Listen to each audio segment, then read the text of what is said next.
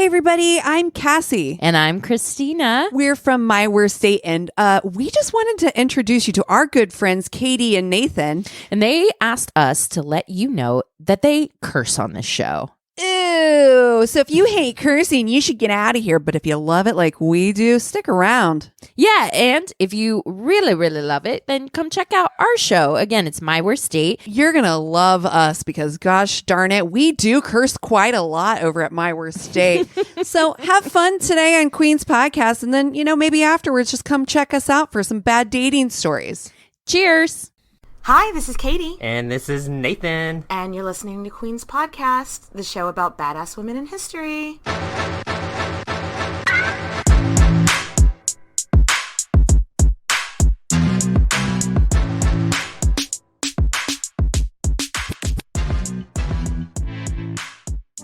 Hey, Nathan. What's up, Katie? Oh my gosh, we are back for Christina of Sweden, part 2. Part 2. And it is also our season finale. Yeah, so for those that don't know, we like to take a little bit of a break on summer because, burnout is real. Burnout is real, and we love you guys, and that's why we have to take a self-care break once a year. Yes. For a few months. So this one will either be coming out late May or early June, and then we'll see you guys again in September. I can't wait. But we're going to be running, we've already got our first episode of season 6 picked out. It's someone that y'all are thirsty for, so... I'm just thirsty in general. Well, then drink your wine, Nathan. Oh, okay. Yeah. Oh, well, gorgeous. And also, while we're gone, we are going to be running some stuff from the Patreon, as well as some other podcasters who have lent us some material for you guys. So, during the break is Nathan's birthday. Oh my and God. So I got Nathan a gift, but I did use the funds from Patreon, so we all got Nathan a gift. Nathan, if you could go into the show notes and click on that link where it says Nathan's gift. And you can zoom in if you need. You can zoom in if you need to see it a little Oh, bit better. yeah. Nathan is now officially a Scottish lord. Yeah. We bought Nathan a square foot of land in Glencoe, Scotland, I think it is. Yes, it's almost Glencoe. It's almost Glencoe. You go, Lord Glencoe, and you're gonna love it. You can print up those certificates if you want, get a frame, but you'll also be getting a certificate in the mail and stuff too. Yeah. Along with a coffee mug that says, I'm a lord. So you are officially Lord Nathan Foster. Yes. Yes. Finally, somebody recognizes my talents. So I thought that was going to be, since I couldn't get you a queenship, I thought getting you to be a lord was a very fitting. So happy early birthday, Nathan. This is the best gift ever. I love this. I thought you might. Finally. Finally. Where's my crown, bitch? So happy birthday, Nathan. Thank you. Okay, so you want to get into Christina? Yeah, so if you didn't listen to episode 1, you might want to circle back to that and listen to that because you'll be real lost if you don't listen to that one. 100%. So when we last left Christina, she was just about to have her coronation. Finally. Yes, if you remember, Christina had actually hit her 18th birthday about 5 years before. Right, and they had just been putting it off because Sweden was at war and her Regency Council kept holding off the coronation. So that also kind of left her, she really wasn't officially in charge until after the coronation. It kind of fucking sucked, that they kept putting it off. So Christina went behind the backs of her advisors and tried to make peace in a war called a war. A war? War. What are you doing? War. So, in a war called the 30 Years' War. So now she can be crowned queen officially. Though we have to remember, she has actually been queen since she was 6. And now she's finally getting her coronation when she's 25 or something like that. She's a grown-ass woman. and she's finally getting her coronation. So you're all caught up from last week's episode. Can we talk about this coronation, please? Oh my god, I love a bougie coronation. We've seen several on this show, and this one is no exception. It is over the top, is fancy. She's been waiting 5 years. Yeah, I mean, if I had 5 years to plan my own coronation, because now I'm a lord. Now you're a lord, and I have to have a coronation. We're gonna have to have a coronation for you, I And think. I can't wait 5 years, and if I did wait 5 years, it would be extravaganza. Yes. Yes, well, yeah. It is described as the most lavish coronation in Swedish history. I love this for her. I love it for her, too. She arrives to the palace they're having it at in this carriage that's just like decked out in jewels, decked out in tapestries. It's pulled by 3 white horses that are also decked out in jewels. Oh my god. So she steps out of her carriage and she's wearing a custom made velvet robe designed in the Pelly. Mm-hmm. And it's black and gold and crowns embroidered all over it with flames. Oh my god. I saw a recreation of it online. I'll probably post it on our Instagram or something, but it's just like, it was some fancy fucking shit. One thing that I love, the palace where she had the coronation and they were having 3 days of partying afterwards, she replaced the water in the fountains at the palace with wine. Oh my god. Katie and Nathan would be at that party. Oh my god. Sitting next to the fountain being like, we're just like, hey guys, this fountain has wine. We gotta get one of these back at the house, y'all. So fucking awesome. Christina, good choice. Honestly, I think she would have loved us. I think so. Either way, it was a big fucking deal. Like, this whole get together. It was huge. Mm-hmm. And her mother was invited, which again, you need to revisit the first episode if you don't know why that's like, they had a tense relationship. But Mom was there, and it doesn't seem like Mom started any drama, but because everything I read noted that Mom was there and people were nervous about Mom being there, leads me to believe that they thought she might. Like, everyone was nervous that she might start drama. Yeah, maybe this is where Christina got a little bit of her flair for the dramatic. Oh, maybe. And I think that's kind of Mom's end of the story at this point. Right. Which is probably a relief to Christina. Right. And she's like, oh, God, just go back to Brandenburg or Brussels wherever the hell she went. Yeah. Mama was like, I just want to go back to Germany. And Christina was like, that works. That's probably for the best. Her hometown, like, wouldn't take her back unless Christina was gonna, like, pay for her, like, give her a pension. Okay. And so, yeah, Christina was like, yeah, here's some money. Here's a check. Let me put some respect on this check. Just go. Yeah, she's like, for Mom. For the memo, Mom. The memo. Bye. Bye. So Christina looks around and she's like, I got goals for Sweden. So her dad had really changed how Europe had seen Sweden at this point. Before him, they were kind of more considered backwoods. Yeah. But he kind of made them, because of his military conquest, a player on the chessboard now. Yeah, and he wanted to really establish a name and keep building on that.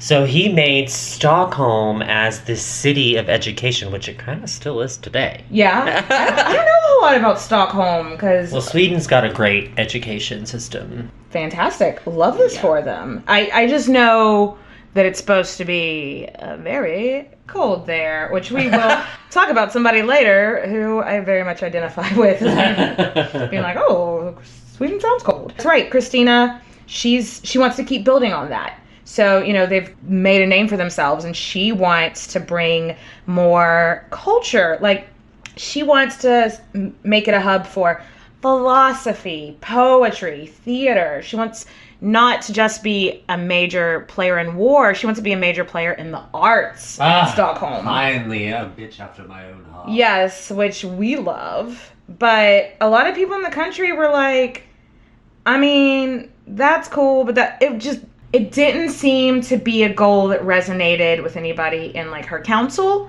or really any of the taxpayers Yeah, either. they're basically just like, hey, so when are you gonna have babies? When are you gonna have those babies? And she was just basically like, why are you so obsessed with my uterus, Sweden? Her Swedish poussoir is her own. It is my own poussoir. Leave my poussoir alone. Touch the Swedish laws. Sorry. So, to appease people and in hopes that they would leave her alone, she appoints her cousin Carl Gustav as heir. But then, of course, everyone starts to speculate, you're fucking your cousin? You gonna get married to your cousin? Which, I mean, unless you're brand new to Queen's podcast, that them being cousins that was not an issue. That was a non-issue. I think it's our old statement, if you aren't fucking your cousin, are you really Are royalty? you even royalty if you're not fucking your cousin?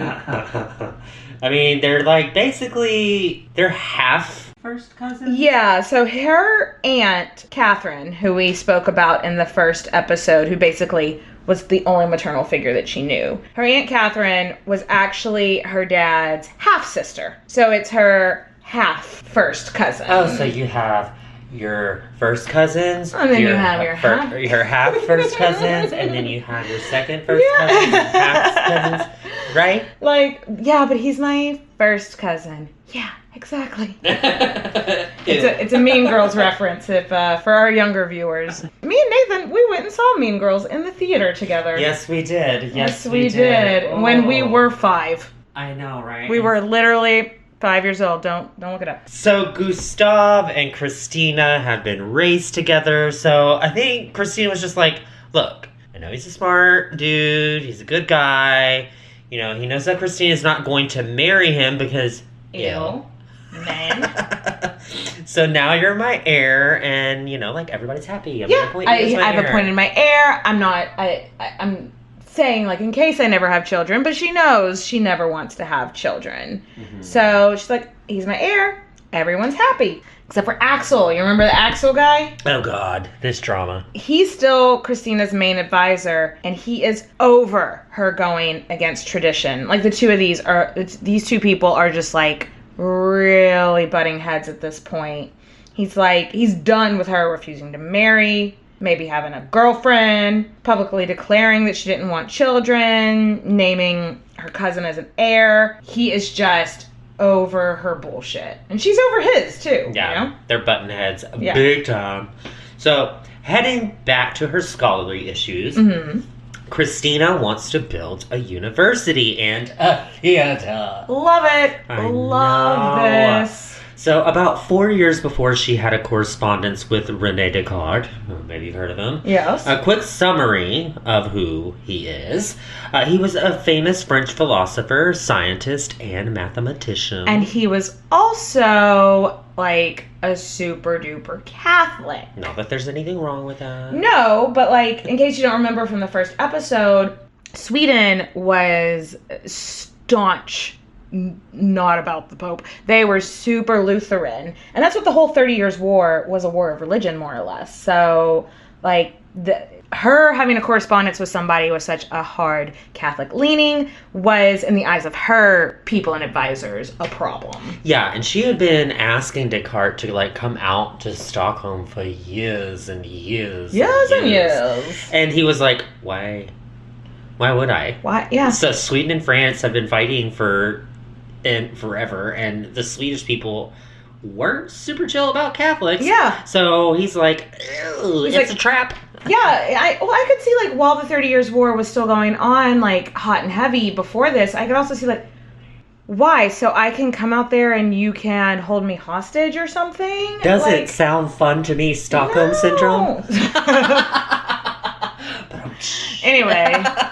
Oh, boy. Nathan's got the jokes. And also, he was like, okay, bro, this place is straight up cold. And you know what? As a Texan, can relate. Like I was just saying earlier, like, one of the only things I really know about Sweden is it cold. Is she cold? Is she cold? Yeah. But now that, you know, Christina is officially crowned, she's like, no, Descartes, look, I want you to come out here, help me open this university, because My counsel's a bunch of bag of dicks. Yes. They don't want to help me. Yes. They just want to bitch at me for not getting married and not putting a baby in my uterus. Right. And it's also possible that what really made him eventually decide to come out is that she was like probably on the DL telling him, I want to learn more about Catholicism. I'm interested in, you know, I was raised being like super anti-Catholic, so I don't have anybody here in Stockholm that can tell me about it without it already having like a negative slant to it. So do you think that she really wanted to know about Catholicism, or was this like a ploy to get him out there?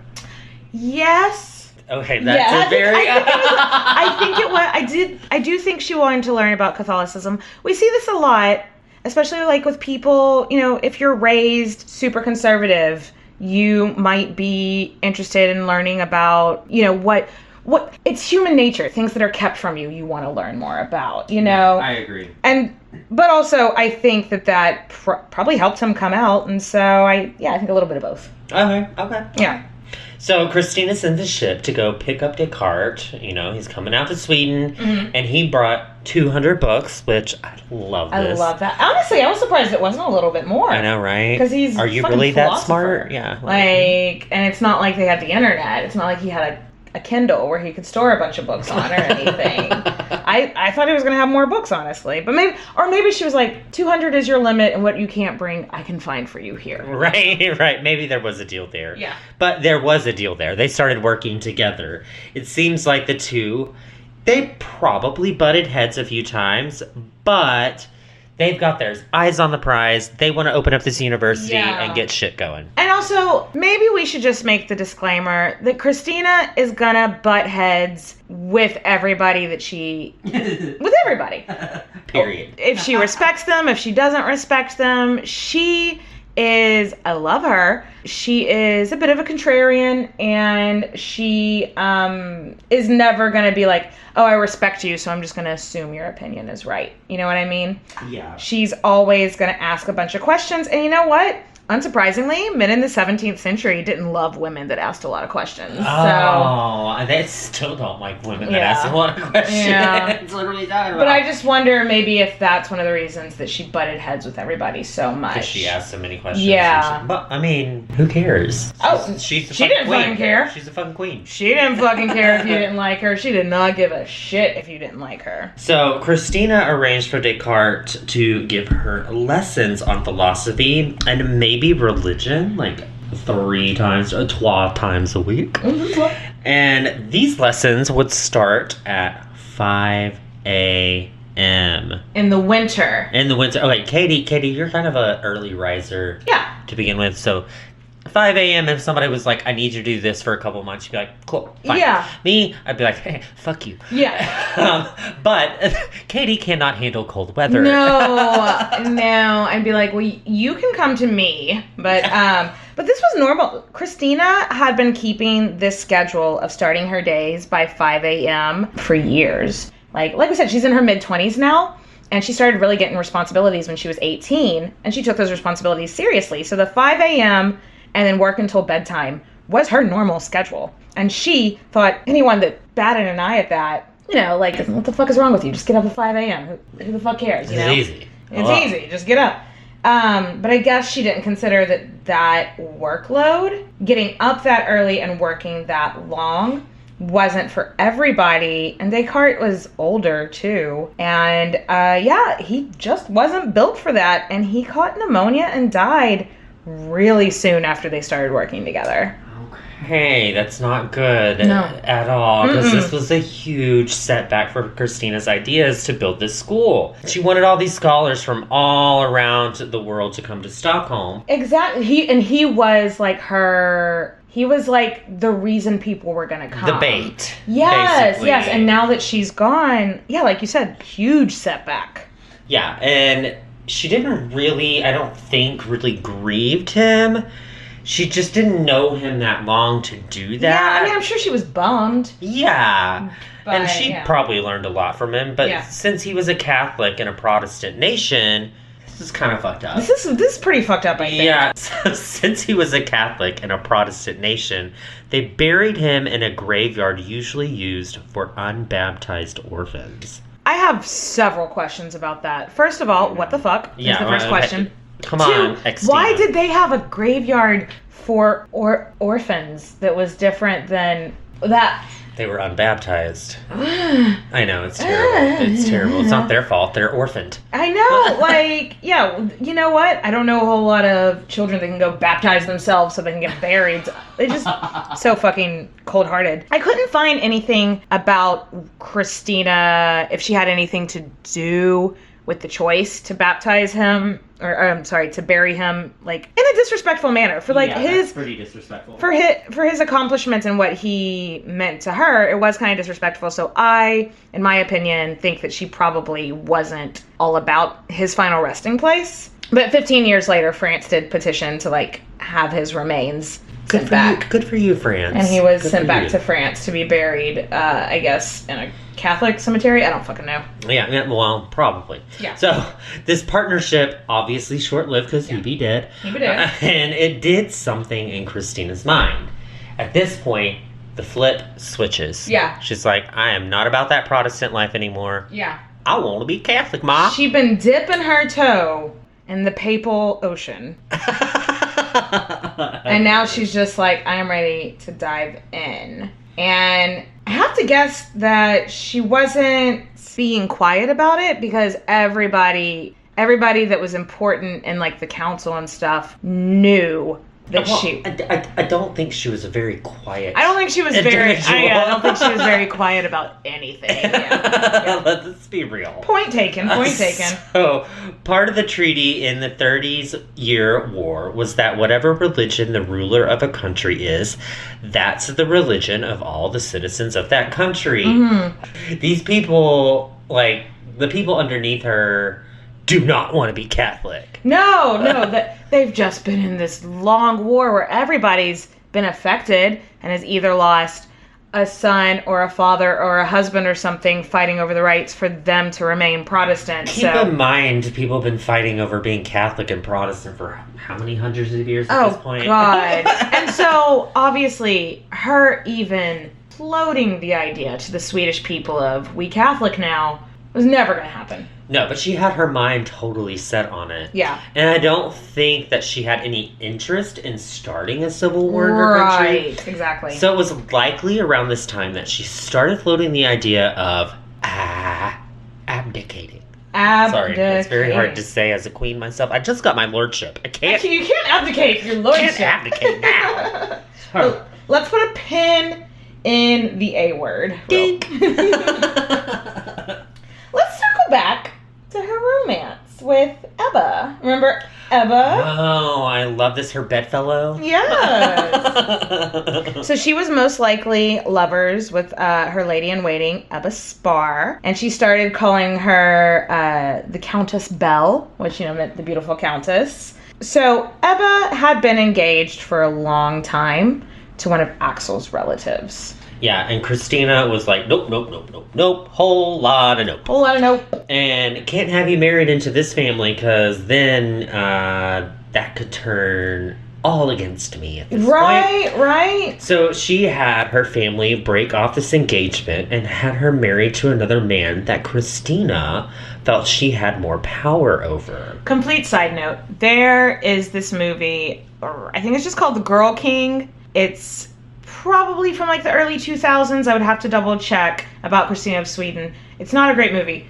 The guy that plays Cesare Borgia's in it. And so... My tongue is now wagging. He plays a very small part in it. And the movie's, it's kind of dumb, but it's not horrible. But anyway... We both have a lady boner for Cesare Borgia. Oh, I forget what his name. It's something French. He's Canadian French. It doesn't matter. It doesn't matter. We just call him Cesare Borgia. Stand there and look pretty. Yes. In the movie, there is this scene where Ebba gets married. And because of it, Christina has this big mental breakdown. And that really annoyed me to use that as a plot device because she does have a mental breakdown, and we'll discuss it in a minute. But it annoyed me for the plot device to be that because her lover got married, she had a mental breakdown when it was so much more complicated than that. And also, she arranged the marriage. To the basically. Yeah, Ebba, because she knew that Ebba's family was never going to put up with her never getting married. Yeah, that's a big deal for a woman never to get married. It's like, what's wrong with her? Right? Exactly. And also Ebba probably wanted to have children and stuff like that as well. I don't know. The movie was dumb, but it was fine. But that annoyed me that Christina has this huge mental breakdown when Ebba gets married. Even though in real life, she arranged the marriage. Yeah, she would have still been a lady waiting, and they probably kept finger banging. For a while. Yeah. For a while. So, speaking of that nervous breakdown that we discussed earlier, it is believed Christina did suffer. It's impossible to classify it as a nervous breakdown 300 years later or whatever. Yeah, but I mean, I have a nervous breakdown going to the grocery store. Yeah, I think it was probably a little bit more serious than that. You have a nervous breakdown over losing your phone. Oh, God. I hope none of you ever have to be around me when I cannot locate my phone. It is life or death. But no, this was serious. Some people have also said maybe it was a nervous breakdown. Maybe it was burnout. Remember, she's been doing these 13-hour days for the last 10 years. I would be done. I have to imagine there was a lot going through her head. Basically, everything she believed in conflicted with what the people of her country wanted. True. Her views on marriage and childbirth, she was constantly being asked super private questions about her uterus. Yeah, she's also her religion. She switched from Protestant to Catholic, so that's a big deal. Her whole thing about wanting all her goals of education and the arts in Stockholm aren't really materializing, which had to have been frustrating. And her council and her people just weren't seeing her vision that she was so passionate about. Yeah, and you also have to see that her mother, we have to talk genetics, her mother was mentally unstable as well. Yeah. So this could be a genetic thing that she's predisposed to quote-unquote melancholy, which could be classified as depression, anxiety. And we've seen other historical figures have mental instabilities laying low until they hit their late to mid-20s. So that could also be the same thing happening here. Maybe something though I don't want to compare her to Caligula, which is the first example I think of that, because she definitely wasn't that bad. But do you know what I mean? There's a lot of factors there. The only silver lining of her quote-unquote nervous breakdown is that she demanded to have a French doctor, and her doctor that came from France refused to do bloodletting. Oh. Which is what all the doctors in Stockholm wanted her. Let's put leeches on you. Let's let these snakes bite on you for a little bit. Here's some leeches, and you're gonna let feel out the great. blood. You're gonna feel great. And luckily, this French doctor that she called for was like, no, we're not doing any of that. Thank God. Yeah, he prescribes sleep, rest, water, healthy meals, and warm baths. This guy was on to something. He was on to something. Though I think all of us should have those things. Yeah, every exactly. day. My doctor's like, oh, wait, he's still right. Yes. Also, no idea if this is related or just speculating. Yeah, this might just be me, rabbit-holing a little bit. Oh, I'm rabbit-holing so hard. But 3 years prior, Charles I of England had been executed. Executed. Yeah, that's all right, Lord Nathan. Nasty. All right, Yes, all right. I know. I've got a title now. I'm gonna start pronouncing everything differently. And Charles was super sympathetic to Catholics in a Protestant country. Yeah. So yeah, I have to wonder if her mind's wandering to, oh shit, my heart maybe lies with this different religion. Are they going to kill me? Because historically speaking, they have. But yeah, it's not a leap. And yeah, that only happened 3 years ago, so. Yeah, so in 1654, Christina was like, well, this shit is bad for my health. all this drama. Mentally, physically, I'm not having a good time. Yeah, Sweden, it's not you, it's me. But I think we need to break up, and she announces her decision to abdicate. I think that's a good place to take a quick little break. Yes. And we'll be right back with the rest of her story.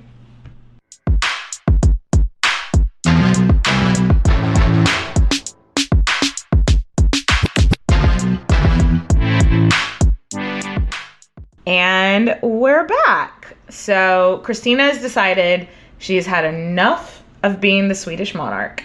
And she informs her council that, I'm going to abdicate. I don't want to do this anymore. This is not for me. Yeah, and then Axel's like, I'm gonna regret this shit. I know, because she will always do the exact opposite of what Axel tells her. True. She is just like, all right, you know what? Now I'm going to abdicate even harder.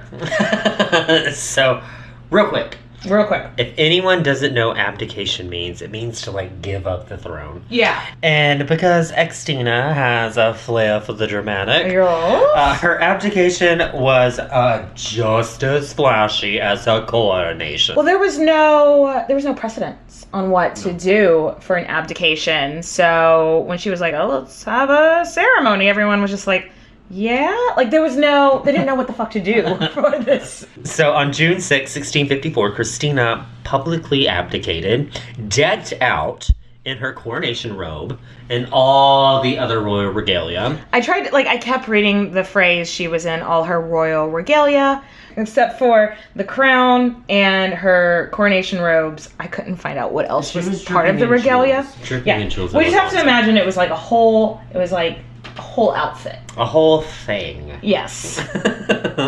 And so she gets up on a stage, I guess, or something, in front of the entire council and the court and all the nobility, and members of her council start one by one removing her regalia. Sounds like a nice little sex party to me. If I'm standing up in front of everybody, just randomly starts taking off one sock, one glove. It's like a burlesque thing, kinda. except the audience is doing it to you. And you don't actually get naked, you just lose titles.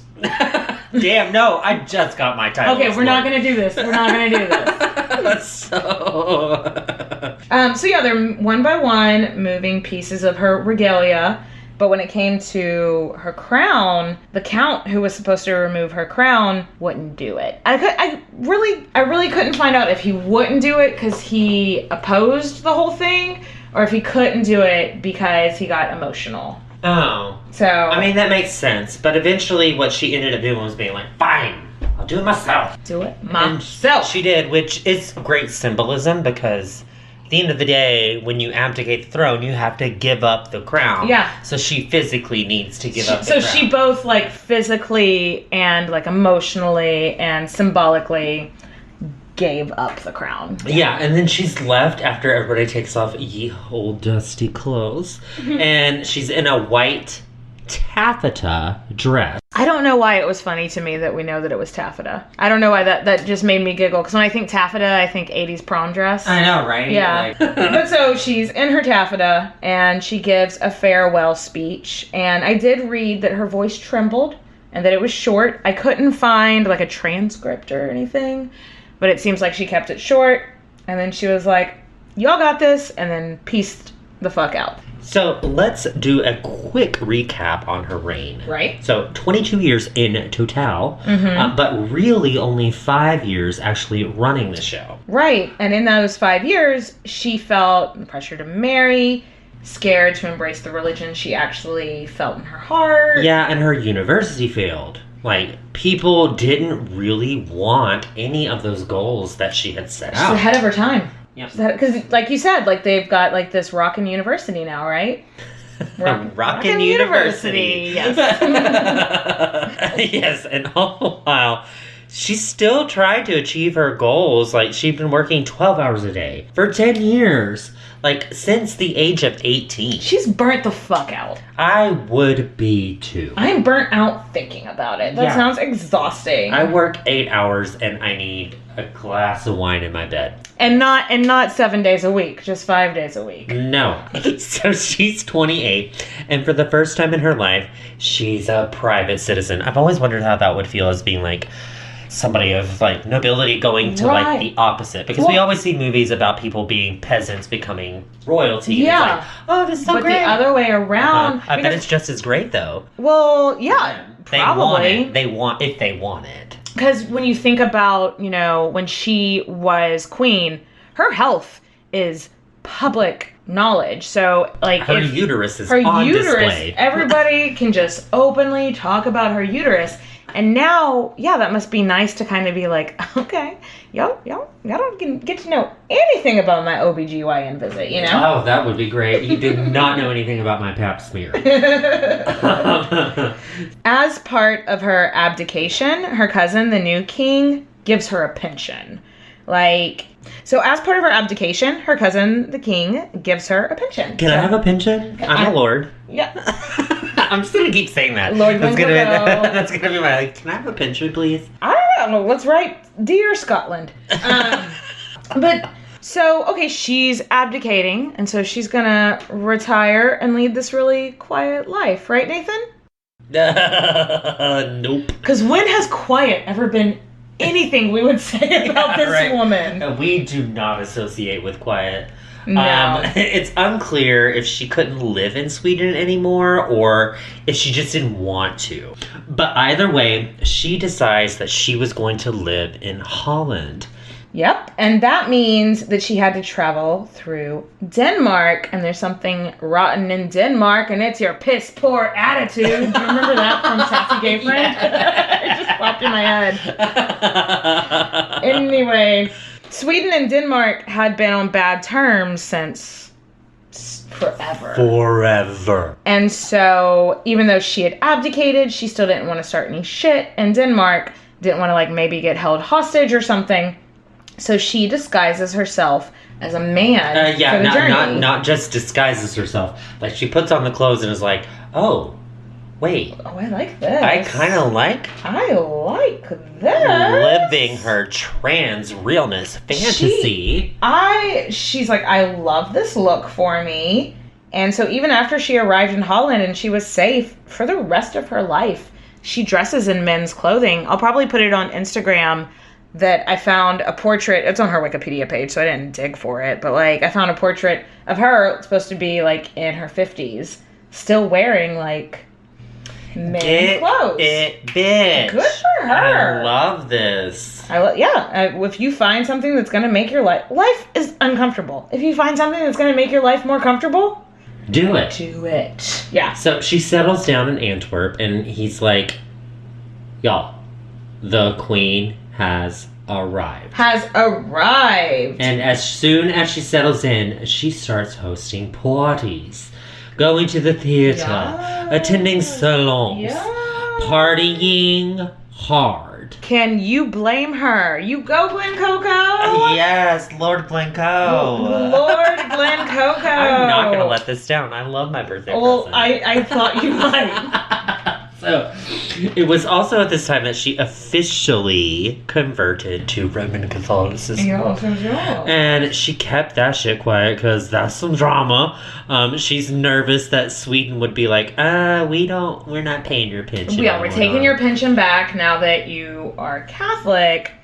But who did word get back to, Nathan? I did. The Pope hears that she's converted, and he's like, oh, honey. So Pope Alexander VII reaches out. He sends an email or a text. It's unclear. Or a carrier pigeon. I'm not sure. I think it's a text. Probably a text. And he's like, hey, I hear you've converted, but you're afraid that Sweden's going to cut you off if they find out you're Catholic.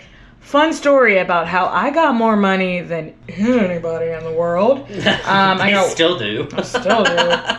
And I don't pay taxes. It's bad. And I've got way, way, way more money than Sweden. So come to Rome, be a public Catholic, and you'll be on my dime. I'll pay for you. Yes, please, said Christina. Yes. Probably. Most definitely. It's just like, I'll be right there. So Christina enters Rome. Not quite as flashy as her coronation, But still quite flashy because she has the Yes. adoring crowd. Like everybody. Oh my God, loves she her. is this, in their eyes, she is this ruler who gave up everything just to become Catholic. And so for them, they're very much like, na na na na na, Protestants can suck it, like, yeah. She's an absolute hit at this point. Mhm. She's living her best life, giving me like partying hard vibes going on She every is night. keeping that party going and going. But now it's on the Pope's dime. And the Pope has more money than anybody, as we've already discussed. And he gives her her own wing in the Vatican. And Okay. one thing that it made me think of. She's still dressing like a man. We haven't covered Joan of Arc before, but we will one day. But unless I'm mistaken, one of the reasons that the Catholic Church charged Joan of Arc with heresy is because she dressed like a man, and it was apparently against the Bible. So I'm just imagining Joan of Arc's ghost there in the Vatican being like, and this bitch gets a wing? It's so true. Oh, Anyway. no. Anyway, Christina was all anyone in Rome could talk about for months. For months. Like, the next months of her years were endless fucking parties. It was balls, jousts, gifts, party, and that- clubs, another club, no sleep, party, plane. Wow. No, I just Do you not know the Lady Gaga quote I was talking about? No. Where she's like, club, another club, no sleep, plane. And so that's just what I'm thinking. I just heard balls, joust, gifts, and I was like, oh, this is the gay man's fantasy. Oh, gay woman's fantasy too. It Yes, sounds like. yes, balls, Different joust, kind and of gifts. balls, though. Yeah. So it's possible at this point that she fell in love with a man. So yay for her. She just loves the person, not the gender. I think, Pansexual, Yeah. right? That's what it is. So there was this cardinal that she was so close to, a guy named Azzolino. Yeah, Cardinal Azzolino is my best guess. Is how you Nailed say it. that. Yeah, and the two of them were very, very close, and so the gossip was just raging all around that they were lovers. In fact, the Pope told the cardinal, official orders, you got to spend less time with the former queen. Ooh. Some pretty intense letters, not between the two exist. His don't exist anymore, but hers exist. Mm-hmm. There's one where she writes, I will live as your slave until I die. Okay, I don't like the S word in there. Well, no, but I don't think it meant, Like, I know what she means. Yeah. I know what she means. obviously she was not enslaved, but Yeah. it just shows that, we talked before about how maybe you could interpret her and Ebba's letters as that's just how women spoke to each other. Mm-hmm. That was not usually how men and women wrote letters between each other. Their whole, their situation, it's just really interesting to me. But yeah, in my opinion, I think that if they weren't banging, it was just because he was a cardinal, and they were romantic. They were emotionally banging. Emotionally They were emotionally banging. Yes. If that makes sense. Yeah, no, totally. Yeah. So Christina's charm at this point wears off on the Pope. Mm-hmm. He's pretty sick of her. He's like, I'm a Pope, but blah. Blah. Christina of Sweden. Blah. So having her there was hugely symbolic win in the eyes of Europe. Mm-hmm.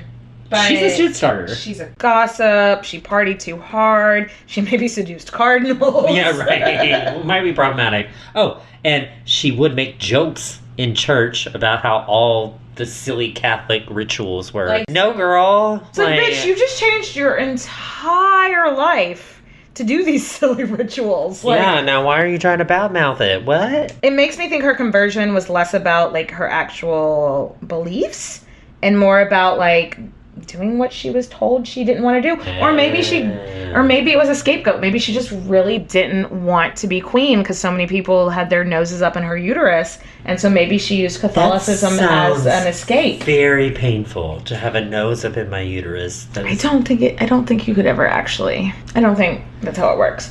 Pope Alexander called her a queen without a realm, a Christian without faith, and a woman without shame. And honestly, I love it. So no, it's giving me just like, he didn't mean for it to sound so badass, but it did. Yeah. But Christina is looking around the room. She's reading it.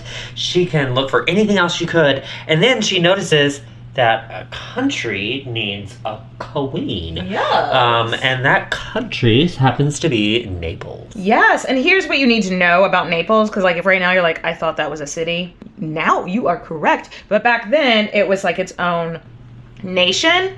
But for, I don't know, I didn't look up the exact number, but a couple 100 years, France and Spain were always fighting over who was gonna rule Naples. Because Naples was a Catholic nation. Yes, it was Catholic, and those are like the two of the big Catholic players. France and Spain were just always fighting over who's gonna rule it. So Christina heads to France to talk to the king. Well, I mean, not officially the king, but the king's mother, because King Louis XIV. Little baby Sean King. Yeah, Little baby Sean King. So his mom Anne was the one that she was there to talk about how she could help France claim Naples. The Dowager Queen of France was basically the one running the show for little baby Sean King. Her plan made no sense. Christina is what I like to call a chaos goblin. Chaos Goblin. I call my niece a chaos goblin a lot because she's 5. I'm sure I stole it from somebody. It's fine. But I call my niece a chaos goblin all the time because she's 5 and she just loves getting into shit. And it just gives me very Christina of Sweden. She is happiest when she's starting shit. Talk about starting shit. When she arrived in Paris, everybody had an opinion about her. Yeah, she scandalized half of the people because she wore pants. Acted more like a man than a woman. Yeah, so... But then the other half of the population loved her because she wore pants and acted more like a man than... Like Vive la France. Yes, that's very the French. most French kind of just being like, ew, she's wearing pants, and the other room being like, oh. She's wearing pants. So she's talking to Queen Anne and is like, hey, take Naples and put me as queen, and then I'll appoint some French dudes as my heir. And then the French were like, this honestly makes no It sense. doesn't make any sense But at we all. really like you, baby girl. You're fun. They basically told her, yeah, you're fun. We'll think about it. And they set her up in a mansion and let her stay there a while. So, I mean... She was popular. She was like a good, like, roaming attraction almost. And I could just see her at French court, like, eating a baguette, like, nomming on some cheese, being like, oh yeah, tell me more. Tell me more. Tell me more. Like, people liked her. She was popular. She was fun. She liked to party. And everyone at the French court was really fine with her being there until they weren't. And it was night and day. It happened like that. She went from being a welcome guest until she was immediately not. And that's what we're going to talk about next. Yeah, so what we're going to discuss was a very bad move for Christina. Yeah. So there's this dude that was in her service while in France named Guillaume Marineschi. Yes, Marineschi. I nailed this shit. I think that's how you'd say it. I don't know. I should just go work in French and tell them how to speak Frenchians. Well, I'm pretty sure that's an Italian name, though. So I'm going to go to France and teach them how to speak Italian. Yes. That sounds like a disaster. So this Gian guy, he was from a really high-ranking noble family in Italy. He'd been working for Christina for about 2 years, and she did consider him part of like her inner circle, and she trusted him. Yeah, but while in France, she finds out that he has been sending copies of all of her letters back to the Pope. And Christina got big mad. I would be big mad too. Yeah, do you blame her? Not at all. Yeah, you don't steal my shit and give it to other people. This what happens next, I'm sorry, like, as I was reading it, I was like, this should have been a scene in Game of Thrones. So, George R.R. Martin, if you're listening, if you ever want to finally finish your fucking books, here's something you can draw from. The shade. Yes. So she invites Manadeshi back, like, to her room, and she's like, hey, I got a question for you. And he's like, shoot, I'm here. And she's like, hey, okay, so let's say someone has been going behind my back. Someone I've trusted has been going behind my back, and they've been deceiving me. Ooh. What should I do? Ooh. And dude was like, well, death is the only acceptable punishment of betrayal. Meanwhile, his butthole is clenched. He is like it's like sweating. clenched. And his inner dialogue is just, fuck, fuck, fuck, fuck, fuck, fuck, fuck, fuck, fuck, fuck, fuck, fuck, fuck. And then Christina was like, yeah, that's what I thought. Right. And then told her guards to go get him. Like, and this poor dude oh my god. ran from room to room while her guards were chasing at him and trying to stab him. And he was wearing chainmail. And so they did get him a couple of times, but it didn't do anything because of the chainmail. So it was just like prolonged this, like, I know it's human nature to run at people, run from people chasing you with knives, but like, you're gonna die. You're gonna die. Like, oh god, it stresses me out. So they got him. They got him. And they executed him. Mm-hmm. And it said Christina was really cold about it and was just like, go take him away. Take him away. Get him out of here. It's giving me Cersei, right? Yeah, for sure, for sure. It surprised me that she was so cold about it, because like I said, he had been like one of her inner circle for 2 years. So that it just surprised me. Anyway. Though Christina was legally allowed to do this since she outranked him. And he was in her service. It was not a popular move. Like, it was allowed, but like, it wasn't done. You know what I mean? Like, can you say it like that? It wasn't done. So, the French at this point are like, what in the actual French fuck Yes. is this? And you need to leave. You're done, bitch. You're done. There was absolutely no more talk about her becoming Queen of Naples, France helping her out in any way, shape, or form. The Monaldeschi family back in Rome, like, they weren't like top of the rank, but they were close. They had a lot of friends at the top. And so They're like the Kardashians in Rome. Sure. Sure. Like, and they are just like telling without the sex tape.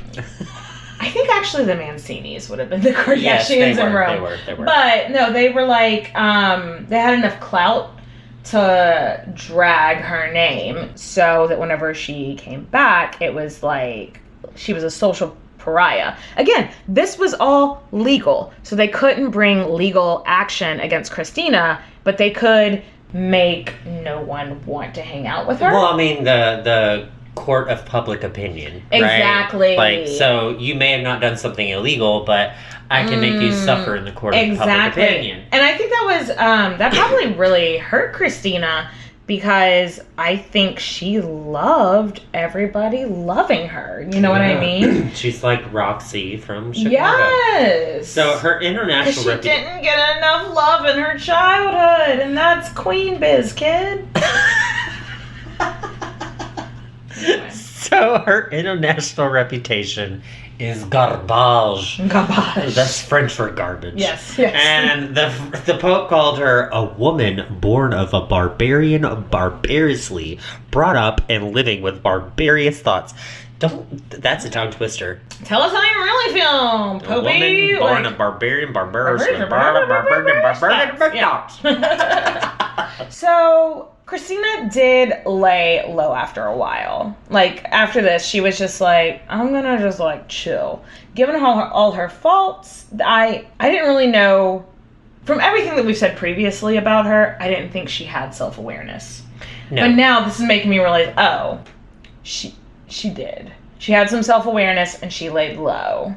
Yeah, she wasn't feeling like anyone loved her anymore, so she kind of didn't have anywhere to go. Yeah. So she goes back to Rome and lives in a palace there with, maybe her lover, Cardinal, Azzolino. Azzolino. I don't think they lived together, but I think he secured it for her because obviously she couldn't go back living in her wing in the Vatican. Yeah. Yeah. And so she's like quiet for about approximately a year. Yeah. And then her cousin Carl, King of Sweden, he dies. Kicks the God bucket. damn it, Carl. Yep. So Christina hightails it back to Sweden. And she's like, oh, look, let me be queen again. Wait, what? Chaos Goblin. Chaos Goblisha. Okay. No, I don't know. So Carl's only kid was only 5 when he died. And so she rocks up and she's like, look, hashtag babies don't need jobs. So let me step back in and I'll just take up where I left off. I'll be queen. Carl's son will be my heir. And then the country's like, oh, baby girl, what is you doing? Collectively, they all said, no, thank you. So basically, she was like, I'm going to cause shit until either you let me be queen again or you give me my money back. Give me my pension back, Her yeah. pension. So they gave her pension back because they're like, oh my god, this girl is drama. You Whatever. just need to go, be Catholic, be not Catholic, whatever. You don't have to go home, but you can't stay here. You can't sit here. Seat's taken. So they literally hand her a check and are like, please go. Go away. I have to wonder, did she actually... She's a smart woman. Did she actually think in her wildest dreams they were going to let her be queen again? Or was this a way for her to get her welfare check? Right? Like, is this a way for her to get her I didn't even pension? think of it as a welfare check. Well, I mean, because, like because she served Yeah, that country. but Like, like sure, a- childhood was fucked up for Sweden, so give me some money, Sweden. You got the money, give me the money.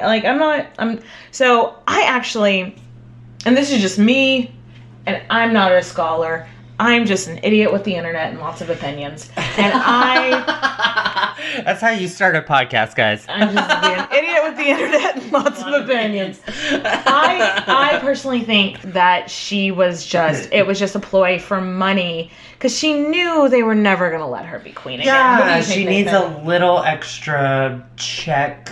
Well, because A little extra zero. The Pope might cut her off at any moment. Yeah, 'cause she's been living this lavish lifestyle for a hot minute. So I Yeah. honestly think I agree with you. Yeah. Sad side note. Oh no. She tried to see her old girlfriend Ebba while she was in town, and Ebba's family, her marriage turned out to be really sad. Her and her husband hated each other, and he kept her from seeing Christina. Oh, that's sad. That I sounds like there was a know. little bit of a lesbian love story. Maybe it was not. Well, it may not be lesbian because, Christina may be trans. So maybe it's just a love story. Just a love story. Just yeah. a love story. Yeah. But yeah, I think that kind of sucks that she didn't get to see Ebba while she was I in town. know. Yeah. And in 1662, at 36, Christina headed back to Rome. Yeah. Though the rest of her life is tame by comparison to the first half, which was Party City. It's still pretty cool, and it's still pretty Party City, honestly. Like, she's an outcast in Roman society, so she leans into it. And I love this. Like, she opened the first public theater in Rome. Not the first one. I think wait. it was, The first in, decades. So she ends up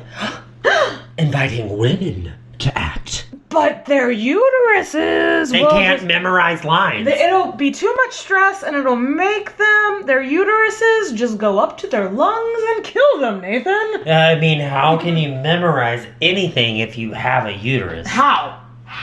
So there was a new pope in town. The pope that had initially invited her to Rome had died, and this guy was named Innocent the 11th. Some of the times I'm like, you're not that innocent. You're not that innocent. So anyway, the theaters, the Pope said nope. Oh. The Pope said nope. And he basically banned women. They could still be in plays, but they couldn't have speaking roles. Because your uterus can't memorize lines. Because your uterus... Fun fact about the uterus, since memory. Like anything, memorizing lines, a gown.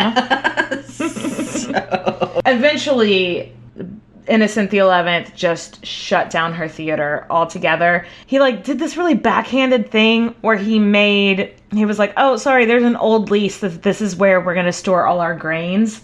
And just one day in the middle of like some production started moving like thousands of pounds of rice into the theater until he just kicked them the fuck out. Yeah. Like, seriously, just tell me to leave. But at this point, Christina's like, fuck it.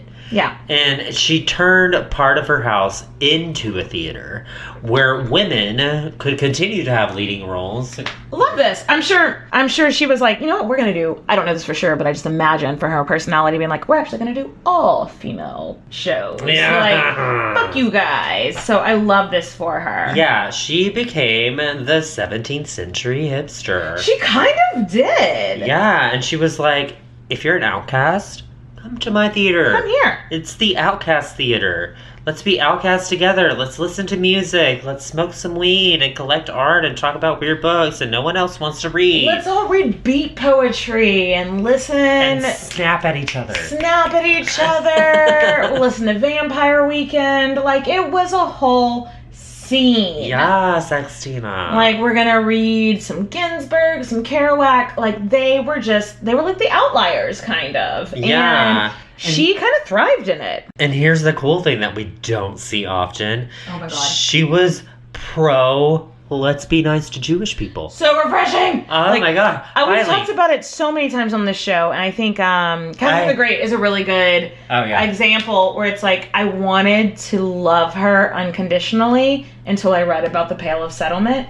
And that happens so many times, like Isabel of Bavaria. Also, like, I'm like, she's not that bad until I read about the expulsion of the Jews. And I was like, why are you so racist? And like, so I've kind of had this running theme since we started this podcast, like, don't fall in love with any historical figure until you learn about how they treated the Jewish population in their countries. Oh. So the fact that she was like, let's be nice to them, I'm like, you never see it. It's so refreshing. Refreshing or just human? Well, I mean, it should be just human, but at the time, it wasn't, sadly. I know. So, sadly, at the time, there was this horrible tradition of chasing Jewish people through the streets during the pre-Lent carnivals. This is terrible. It is horrible.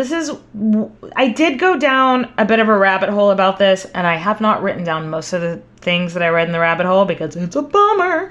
Since as early as the 1400s, there had been this like humiliation of the Jewish population in Rome during the carnival before Lent. So basically what us from Southeast Texas, Cajuns, would call this Mardi Gras. Fat Tuesday. Fat Tuesday, yeah. Like on Fat Tuesday, they would have this carnival and they would humiliate Jewish people in one way or another, and it's horrible. Yeah, there are stories of Jewish men being stripped naked and chased while the Pope sat on a throne and watched and laughed. Oh, God, it's so gross. But I love how the Pope is involved in torture. There were...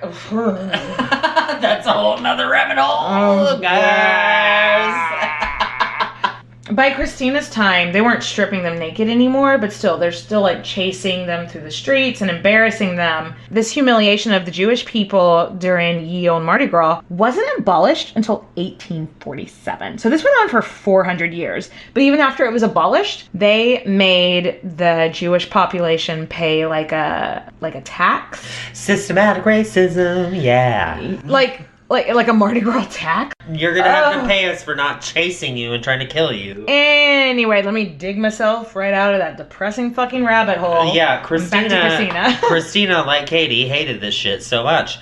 And Christina every year was like, hey, Bob, can you not? Can we not, for the love of God? And she was called a barbarian. And she's like, you're calling me a barbarian? Look what you're fucking doing. Are you fucking... Right. And you know what? There's a lot of times where I think Christina is just a chaos goblin causing trouble where there maybe didn't need to be trouble, but on this one thing... Yeah, she makes a public announcement. It's like literally, boop, this is the public of NPR radio. My name is Christina. And she makes a public announcement that Jews in Rome were under her protection. She's like, come to me. Because she knows Like, even though she doesn't have the standing that she used to, she still has a protected status. No one's going to break into her palace to torture these people. So she's like, if you can make it in my house during the old Mardi Gras, come to my house. I'm going to protect y'all. Which, hey, that's fun. I love that.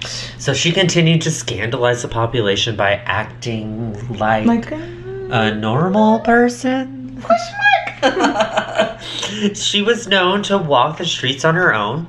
Normal. Talk to shop owners. Normal. Grab a beer with some dudes. Normal. Yeah. And then, given that she was once a queen, people thought that, oh my god, this is crazy. It's absolutely crazy. You can't be talking to peasants. And she's like, watch me. Like, watch me whip. Watch me nay. Watch me have a beer with some regular guy. Yeah. And this is how she lived the next 2.5 decades of her life. Just kind of giving the middle finger to society, collecting art. She has a huge art collection that survived, which one thing that made me kind of sad in her huge art collection that survived was a portrait of Ebba. Oh, no. So she kept it for her whole life. Yeah. Aww. And so she just hipster queen up in here. Like, I love it. I love this. And then in 1689, she got sick and developed pneumonia. Yeah. She knew the end was near at this point and basically sent the Pope a nota. And and was like, hey, I know I was a bit of a pain in the ass, but can we be friends, y'all? Can we be on good terms? Like, we good? You know, like, it seems like the Pope accepted this olive branch. As one should. Yes. If you're the Pope. Yes. You should forgive. Right. Wasn't Jesus like, he had a whole thing about that, right? Yeah. Good job, Katie. Okay. Religious scholar over here. So she passed away on April 19th, 1689 at the age of 62. Right. She requested a simple funeral, but the Pope said no. The funeral they threw for this woman was so over the top, which is surprising to me for, like, in her later years, how much a huge pain in the ass she had been to Rome. But still, she represented a Lutheran ruler who converted. So it was still, like, this whole thing that they were, like, they were like, ignore that she was a pain in the ass. She still chose Catholicism in the end. She was like a staple of Roman society at that point. Yes, like, yes. Everybody in the club getting tipsy with Christina. Exactly. So she was given the funeral of a pope. Basically, she had all these honors, and she was buried in the Vatican graveyard where popes are buried. Which was like the opposite of that dude that she buried. Descartes, yeah. Whoops. Whoopsie. She is only, to this day, only one of 3 women buried in that graveyard. Who are the other 2? I'll put it in the show notes. I have a link in the show notes, and I looked it up. One was the wife of a guy, the Bonnie Prince Charles from England, who, like, was Catholic, and he got deposed, and, like, and another one was some other woman. I have it in the show notes if y'all want to check that out. Sorry, we can edit that out. Yeah, we can leave it in for Patreon, but no, I do. If you want to check it out, I do have a link that you could check out. But so that is the absolutely wild life of Christina of Sweden, gender bending, chaos goblin, hipster queen, quoted by Katie, all of those. Let's raise a glass. Oh my gosh. This was such a fun episode. Well, guys, that was the end of this season. Don't miss us for too much longer, because we won't be gone long. No, and if you're a Patreon supporter, we are going to continue. We are going to take about a month off, but we'll continue popping off in Patreon soon. And we are going to make sure you guys have some Queens content in the intermittent. Queens content. Cheers, bitches. Cheers. All right, Lord Nathan. Oh. Thanks for listening, guys.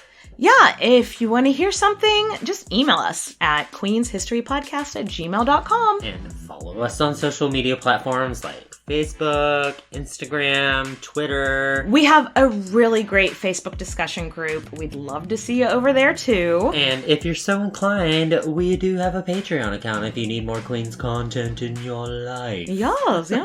Thanks for listening, bitches. Cheers, bitches!